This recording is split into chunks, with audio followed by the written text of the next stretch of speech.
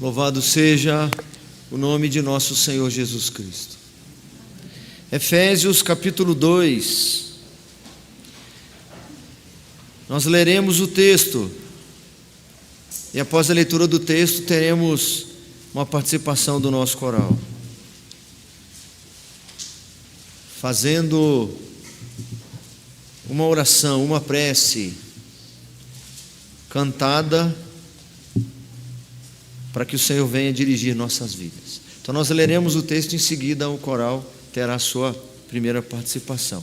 Efésios capítulo 2, do versículo 4 ao versículo 10, dando continuidade à exposição da carta do apóstolo Paulo aos Efésios. Assim mesmo assentados, acompanhem a leitura. Mas Deus, sendo rico em misericórdia, por causa do grande amor com que nos amou, e estando nós mortos em nossos delitos, nos deu vida juntamente com Cristo, pela graça sois salvos. E juntamente com Ele nos ressuscitou e nos fez assentar nos lugares celestiais em Cristo Jesus, para mostrar nos séculos vindouros a suprema riqueza da sua graça, em bondade para conosco, em Cristo Jesus. O 8 e o 9.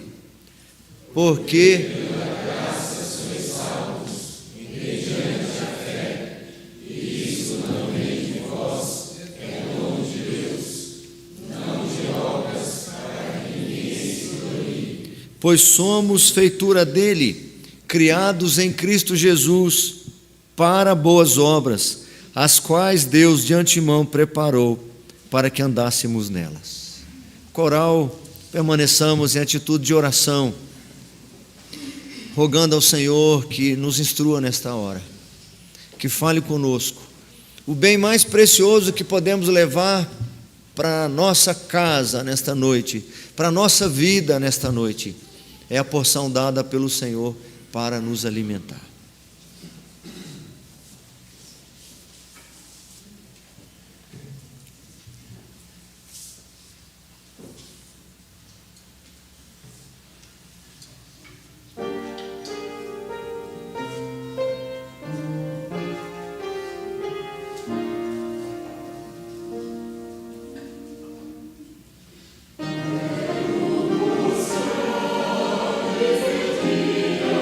Senhor.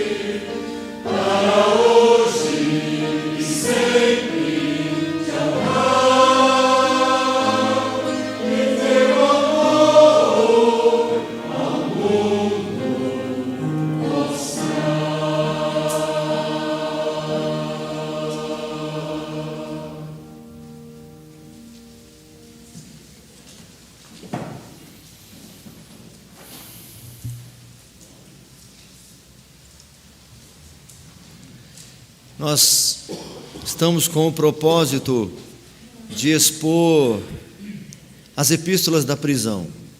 E a primeira delas é esta carta do apóstolo Paulo aos crentes da igreja de Éfeso. Paulo estava preso e ainda assim sendo útil. Na perspectiva humana, limitado, mas na perspectiva divina, ilimitado. Na perspectiva humana, algemado, enclausurado, mas na perspectiva divina, na condição de poder proclamar o Evangelho, continuava livre. Porque o apóstolo Paulo estava aprisionado, mas a palavra de Deus não estava. Nós vimos no início da carta os 2 primeiros versículos, e aí a gente vai passando pouco a pouco, foram ali a introdução e a saudação. Em seguida, do verso 3 ao verso 14, que é a primeira seção do texto, Paulo fala-nos daquilo que está no céu, das bênçãos espirituais, determinadas, decretadas na eternidade. Nós já vimos. A segunda seção, lá do verso 15 até o verso 23, o apóstolo Paulo fala dessas bênçãos eternas que emanam lá do céu, na vida dos crentes. Todo o capítulo 1 reserva para a igreja bênçãos incontáveis, eleitos em Cristo Jesus para serem santos e irrepreensíveis, está aí no capítulo 1, adotados como filhos por meio da graça, remidos pelo sangue de Cristo, selados com o Espírito Santo da promessa.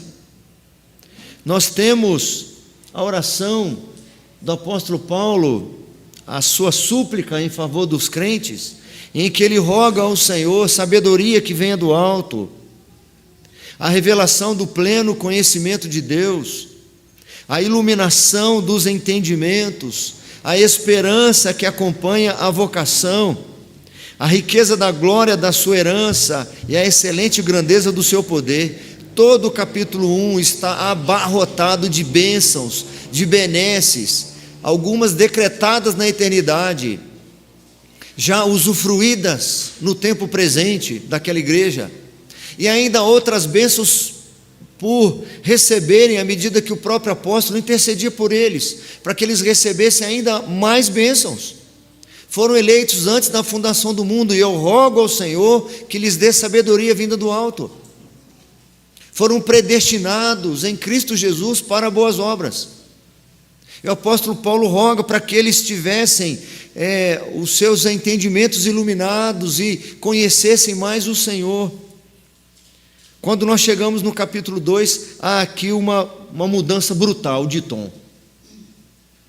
De certa maneira, aquelas bênçãos todas descritas agora vão dar lugar a uma notícia dura. Foi o último sermão nosso. Os 3 primeiros versículos, onde o apóstolo Paulo apresenta a mais dura realidade. Muito provavelmente, para os crentes lá de Éfeso não menosprezarem aquilo tudo que eles receberam, que estão descritas aí, ou descritos nos versículos anteriores no capítulo 1, para eles não menosprezarem o favor de Deus, para eles não negligenciarem tamanho privilégio diante de todas as riquezas reveladas. Anteriormente, o apóstolo Paulo agora revela quem eles realmente eram. A mais dura realidade está estampada nas primeiras expressões, já no capítulo 1. E ele vos deu vida, estando vós mortos nos vossos delitos e pecados. Antes que se tornassem soberbos, ou antes de que se tornassem ingratos, antes que achassem ou reivindicassem um direito que eles não tinham, antes que achassem que eram merecedores do que de fato não eram, Olha o que o Senhor deu para vocês, mas eu preciso dizer para vocês quem vocês eram, de onde vocês vieram. Não se esqueçam disto. É interessante que nós encontramos nas Escrituras essa regra. Por exemplo, quando o povo está por adentrar na terra prometida, ali as bênçãos prometidas seriam usufruídas, se concretizariam aquelas promessas de séculos atrás, as promessas feitas a Abraão, a Isaac, a Jacó, terras que Abraão peregrinou, que ele ouviu e creu à distância, sem de fato poder usufruir da promessa.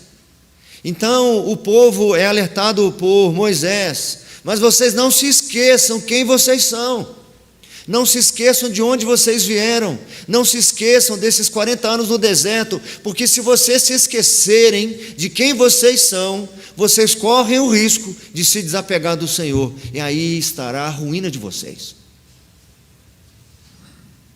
Recordar-te-ás por todo o caminho que o Senhor teu Deus te fez passar nesses 40 anos. E os irmãos lembram o restante do texto. Antes que eles se tornassem soberbos ou ingratos, por conta das bênçãos eternas de Deus recebidas, antes que as desprezassem, Paulo afirma em alto e em bom som: vocês eram defuntos ambulantes, estavam todos mortos, comiam, bebiam, respiravam, mas estavam, espiritualmente falando, todos destituídos da glória de Deus. É o que ele vai falar aos romanos. Eles não podiam jamais se esquecer de onde vieram, se esquecer de quem eram. Foram cadáveres ambulantes, mas algo aconteceu. É a sessão de hoje, Epístolas da prisão. Nós mantemos ali um padrão na primeira parte do tema. O tema de hoje continua sendo Epístolas da prisão, Efésios. Só que a sessão de hoje dedica-se a aprendermos a intervenção de Deus.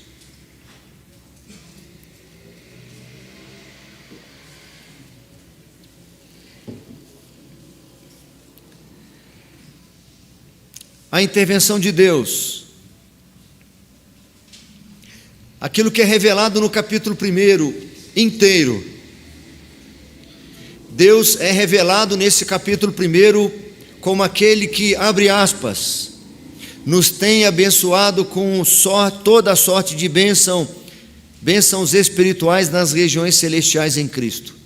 Esse Deus que é revelado desta forma no capítulo 1 é o Deus que interveio em nossa condição de morte espiritual, com pelo menos 3 grandes recursos.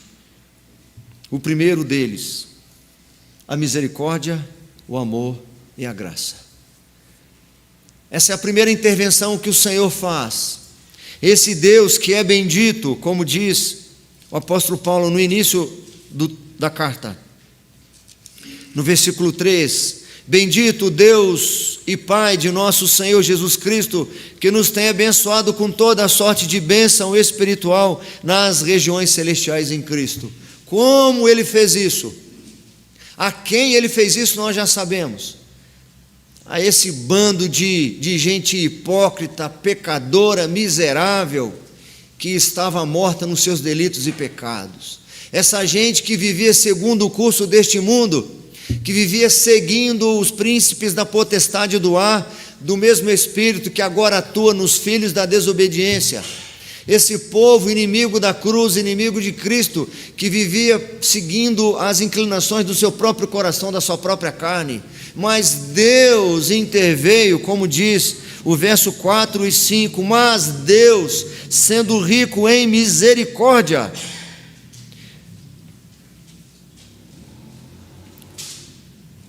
falando sobre misericórdia, eis aí o princípio da intervenção de Deus. Misericórdia indica, entre outras coisas, meus irmãos, sensibilidade.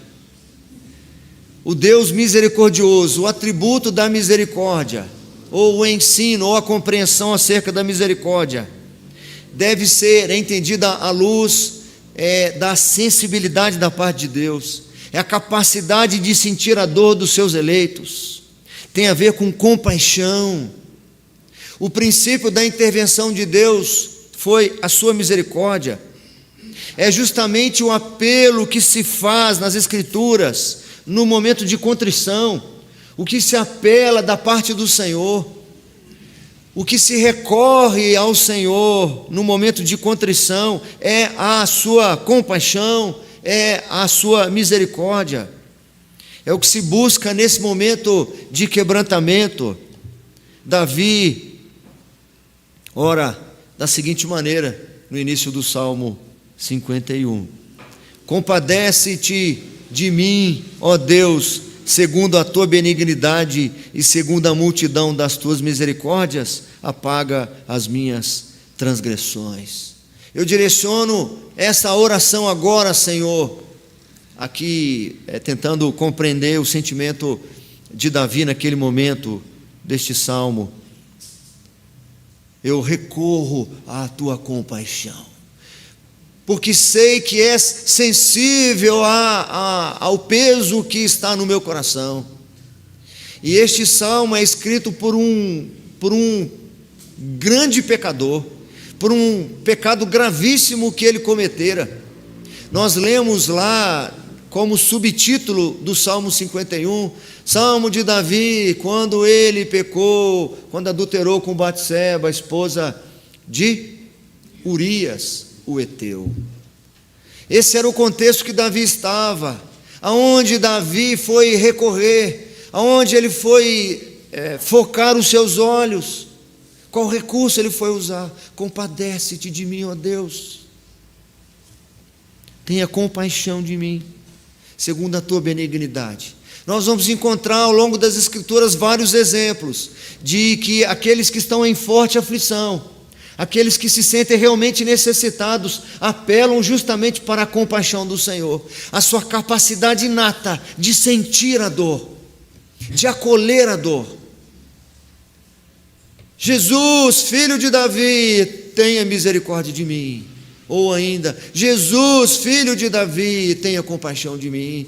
E aquele cego gritava cada vez mais, e as pessoas falavam para ele se calar, para não incomodar o mestre, e ele gritava cada vez mais. E Jesus, cheio de compaixão, cheio de sensibilidade à dor daquele homem, vai até ele e pergunta: que queres que eu te faça? Que eu torne a ver.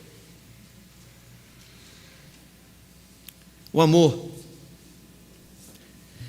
O texto deixa evidente que a misericórdia, que é o princípio da intervenção de Deus, teve uma causa. Olha o que o texto diz para nós. Mas Deus, sendo rico em misericórdia, está aí no verso 4. Vamos reler o verso 4 juntos? Quem puder. Mas Deus, sendo rico em misericórdia, por causa do grande amor com que nos amou. Ok, até aí. A misericórdia foi um princípio da ação do amor de Deus. O amor de Deus é quem provocou essa sensibilidade. Foi a causa.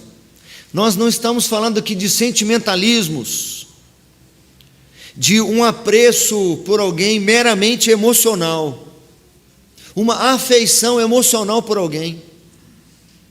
Não é porque fluiu uma química, não é porque houve uma apatia emocional, uma convergência de interesses, de sentimentos. Nós estamos falando aqui de um amor que é fundamentado em virtudes, ou virtudes demonstradas.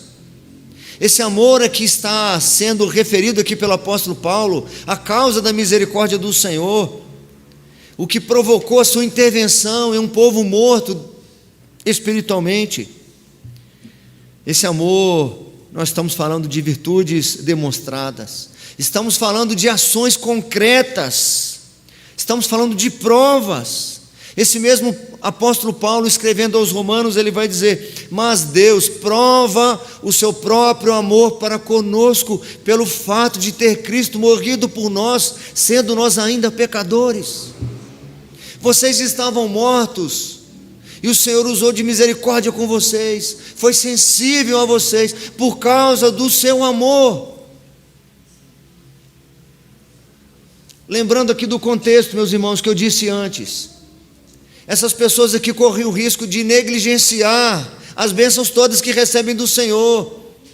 Elas correm o risco de achar que porque alguma coisa não aconteceu do jeito que elas queriam, elas estavam sendo abandonadas pelo Senhor. E Paulo está dizendo, foi o amor dele. A maior demonstração de amor. Eu acho que essa frase, ela explica, mas não é tão exata assim. Porque pode parecer que são duas coisas diferentes. O amor e provar o amor. Na minha humilde compreensão, essas duas coisas andam juntas. O amor se prova. O amor é demonstração. O amor é prática. O amor é ação. O amor tem pouco a ver com emocionalismo. Influencia também. Também tem a ver, mas não é a base. Todas as descrições e exemplos que temos de amor, nós o vemos sendo descritos por virtudes, por práticas, por demonstrações e por provas, não por falas. Na carta do apóstolo João, ele diz assim: nisto consiste o amor, não em que nós tenhamos amado a Deus, mas em que Ele nos amou e enviou o Seu Filho como propiciação pelos nossos pecados. Nós amamos porque Ele nos amou primeiro. Nós não falamos que amamos, porque o amor, ele se demonstra obrigatoriamente. A misericórdia e o amor são intervenções de Deus para conosco. E o texto ainda apresenta a graça de Deus. O verso 4 e o 5 juntos agora, vamos nessa, por favor. Mas Deus, sendo rico em misericórdia,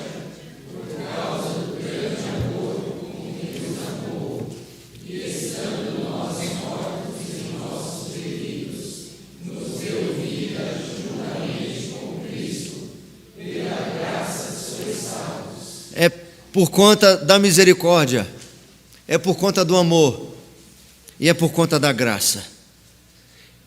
E entendam que o apóstolo Paulo, vez ou outra, relembra a eles quem eles são, porque todos nós corremos o risco, sobretudo os crentes, porque qualquer um que se beneficia de alguma coisa, qualquer um que recebe alguma bondade, corre o risco de desvalorizá-la, corre o risco de em algum momento desprezá-la, corre o risco de negligenciá-la. E sobretudo os cristãos que receberam bênçãos maravilhosas. E quanto mais abençoados, mais risco temos de negligenciá-las. Haja visto o próprio apóstolo Paulo, que revela daquelas coisas maravilhosas e preciosas que ele viu, das grandes revelações que ele recebeu, e o risco que ele corria, para que não me ensoberbecesse, por causa das grandezas das revelações, foi-me posto um espinho na carne, mensageiro de Satanás para me esbofetear. Nós vamos encontrar, como eu já devo ter mencionado algumas vezes, Davi na sua oração final no Salmo 19, também da soberba livra o teu servo, que ela não me domine. Então Paulo está dizendo aqui para os crentes: mas Deus, vocês eram isso aí, mortos, vocês estão achando o que são autônomos? Vocês são servos do diabo. Aqueles que ainda não estão em Cristo são seguidores, estão à mercê das influências do diabo, estão à mercê do próprio coração, seguindo o curso deste mundo. Mas Deus, sendo rico em misericórdia, por causa do grande amor com que nos amou, mas não se esqueçam, e estando vocês mortos nos vossos delitos e pecados. A definição mais comum para a graça é favor imerecido. E estando nós mortos em nossos delitos, nos deu vida juntamente com Cristo. É pela graça que sois salvos. O texto agrava o significado da graça. Não só não merecíamos o favor de Deus, não só não merecíamos a intervenção de Deus, não só não merecemos a misericórdia, o amor e a graça de Deus. Então essa definição é limitada. Graça não é simplesmente favor imerecido, benesses que eu não mereço. Na realidade, nós merecíamos a condenação por nossa condição delituosa. Mais à frente, nesse mesmo texto, o apóstolo Paulo vai afirmar de forma mais enfática, um texto que vocês leram comigo no início, porque pela graça sois salvos, mediante a fé. E isto, ou seja, esta fé não vem de vós, é dom de Deus, não é de obras, para que ninguém se glorie. Esta graça do verso 5 promove um efeito maravilhoso da intervenção divina, que é o nosso segundo ponto: vida em Cristo. O versículo 5 que nós relemos: e estando nós mortos em nossos delitos, nos deu vida juntamente com Cristo. Nos deu vida juntamente com Cristo. Vida em Cristo. Nós ouvimos aqui há 2 semanas atrás, reverendo Heber Carlos de Campos, falando reiteradas vezes, que nós somos esses tijolos, somos essas pedras que são edificadas em cima da pedra que vive, a pedra angular que é Cristo. E essas pedras que somos nós, à medida que são empilhadas, ou tem como alicerce e fundamento Cristo Jesus, passam a ser pedras vivas. O apóstolo Pedro nos ensina isso na sua carta.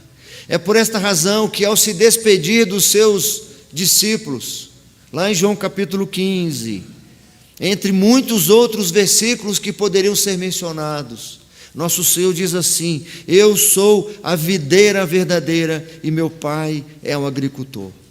Permanecei em mim e eu permanecerei em vós.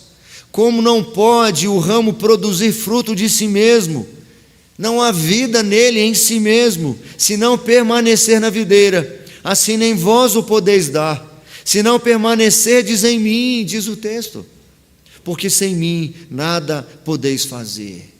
Essa intervenção do Senhor, transformando a nossa vida espiritual, nos dando vida juntamente com Cristo.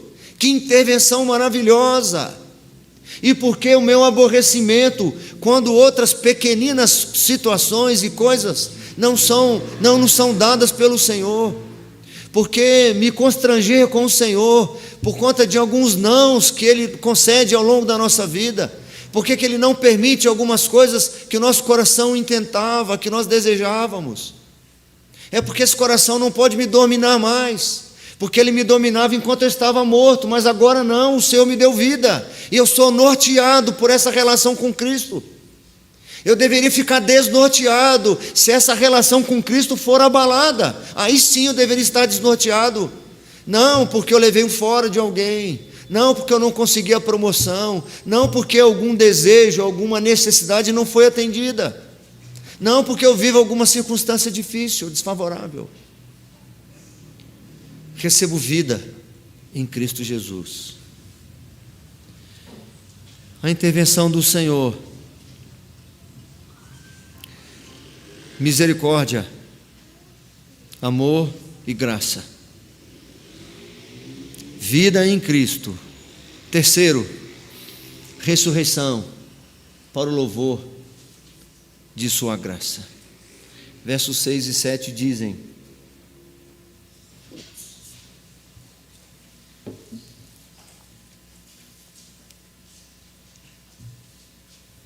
e juntamente com Ele nos ressuscitou e nos fez assentar nos lugares celestiais em Cristo Jesus. Eu estava morto, eu estava aprisionado no império das trevas, eu estava destinado à condenação eterna, e era o que eu merecia. Mas Deus, sendo rico em misericórdia, por causa do grande amor para conosco, e estando nós mortos nos nossos delitos e pecados, nos deu vida juntamente com Cristo, e juntamente com Ele nos ressuscitou e nos fez assentar nos lugares celestiais em Cristo Jesus. é a razão do meu viver, é o sentido da minha vida, Cristo Jesus. Deveria ficar como o salmista: os teus olhos se desviaram de mim, fiquei logo perturbado. Mas o que nos perturba, meus irmãos, na maioria das vezes, são quando as circunstâncias são desfavoráveis.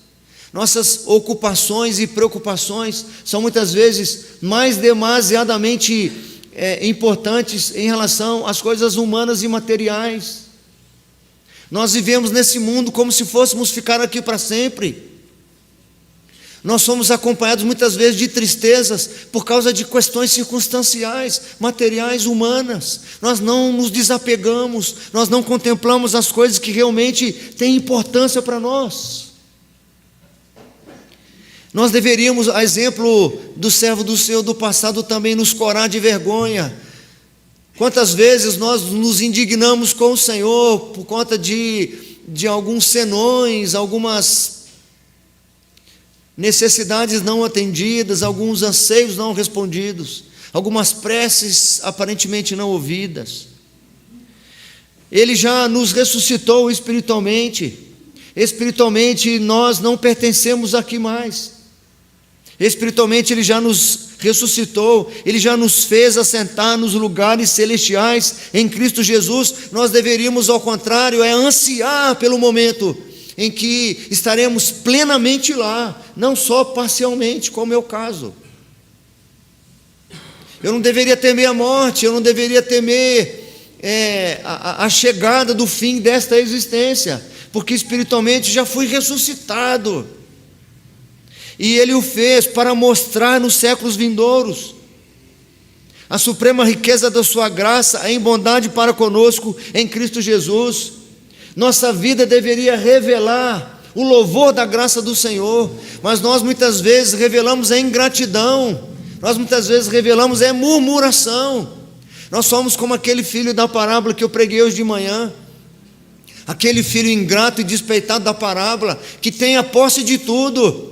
O pai diz para ele: está tudo aqui, meu filho, por que você não usufruiu? Por que você não foi agradecido, generoso, e você está aí todo cheio de remorso, de ressentimento, com o seu irmão que se converteu agora? Você está parecendo aqueles irmãos que ficam ressentidos quando os pecadores se convertem e começam a caminhar à frente conosco no rebanho, começam a receber dons e talentos, e daí a pouquinho está pregando na igreja, mas chegou aqui só tem 2 anos, estou aqui há 50 e ainda não faço isso. Nosso incômodo não é porque as pessoas estão se perdendo lá fora, não é porque não está aqui hoje, mas se estiver aqui hoje fazer uma coisa que eu não gosto. Ouvimos bastante sobre isso semana passada e falou muito ao meu coração, porque é algo que eu estou tentando viver e tentando ensinar para a igreja, que nós temos de ser agradecidos. Dei estudos inteiros numa quarta-feira, semanas, falando sobre gratidão.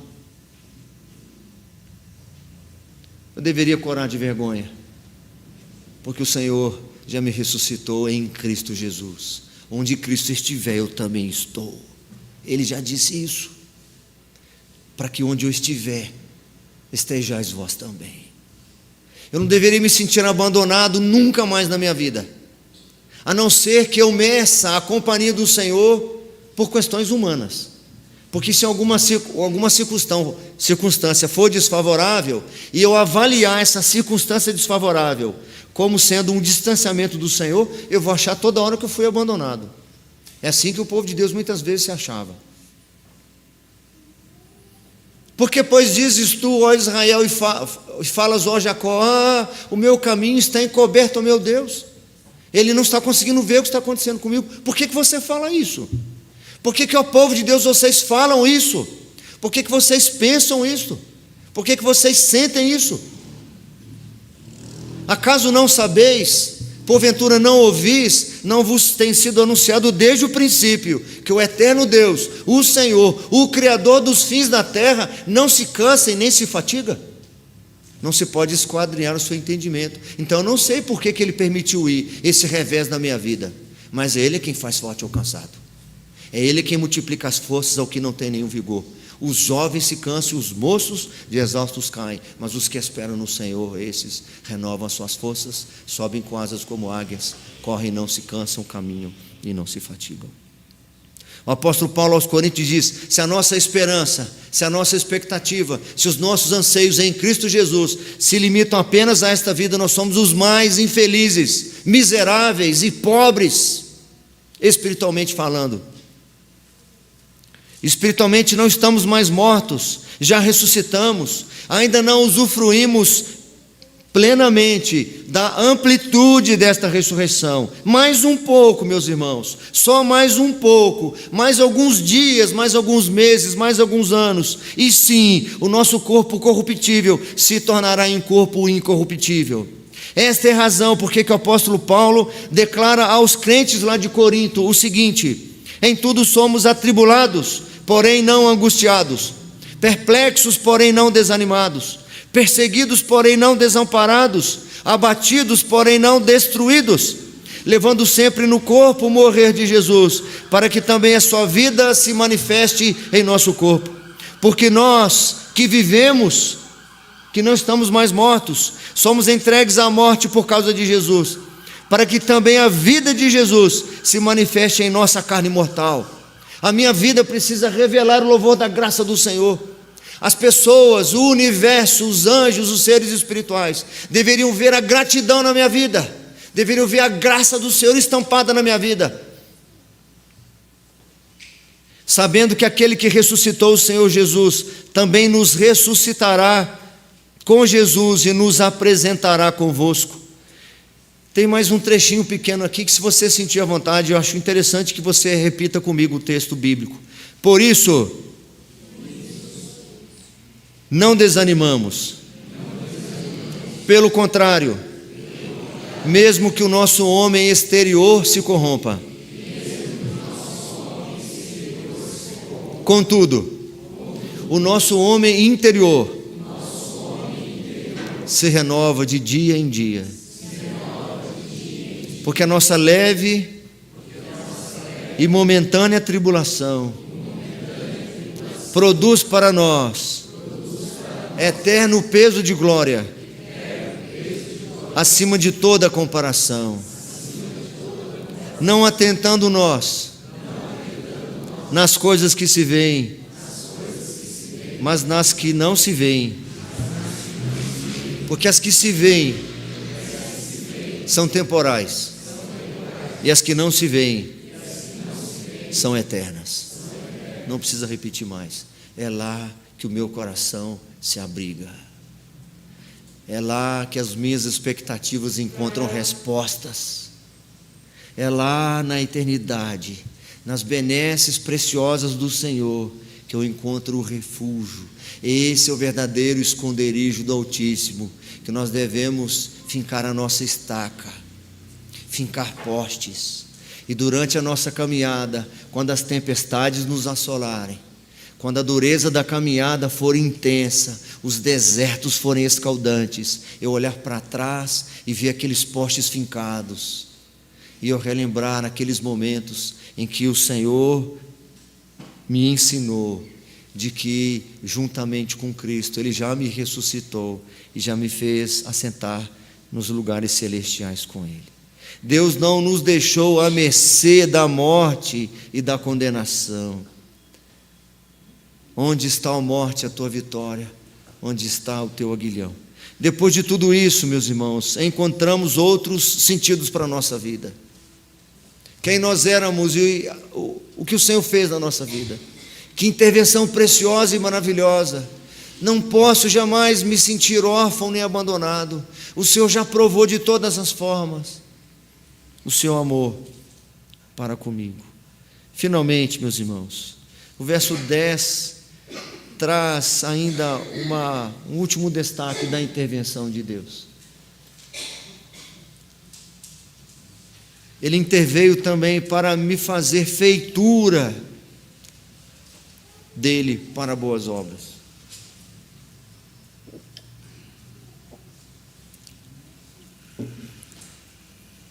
É muito interessante que a palavra aí no original, feitura, só aparece 2 vezes. em todo o Novo Testamento, aqui e na carta aos Romanos. E a melhor tradução é poema. Quando Paulo diz assim: pois somos feitura dele, nós podemos, sem medo de errar, lermos da seguinte maneira: pois somos um poema dele, criados em Cristo Jesus para boas obras, as quais Deus de antemão preparou para que andássemos nelas. Nós já aprendemos duas coisas interessantes sobre isso aqui. A primeira delas, que nós não somos salvos por boas obras, nós somos salvos pela graça do Senhor. E então as boas obras, elas são praticadas agora por aqueles que já foram salvos pela graça, como demonstrações de graça. E aí a outra coisa que nós já aprendemos aqui, que foi o ponto 3, que nós fomos ressuscitados para louvor de sua graça.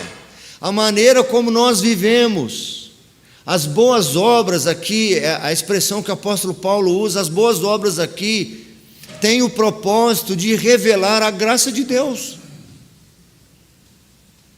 Pois somos feitura dele, criados em Cristo Jesus para boas obras, as quais Deus de antemão preparou para que andássemos nelas. À medida que nós andamos nessas boas obras, demonstrando suas virtudes, se parecendo com Ele, demonstrando de fato que não mais mortos, mas vivos espirituais, demonstrando generosidade, demonstrando gratidão, demonstrando amor, demonstrando compaixão, demonstrando quebrantamento, servindo, ajudando, expressando de fato o amor, nós estaremos evidenciando a graça do Senhor.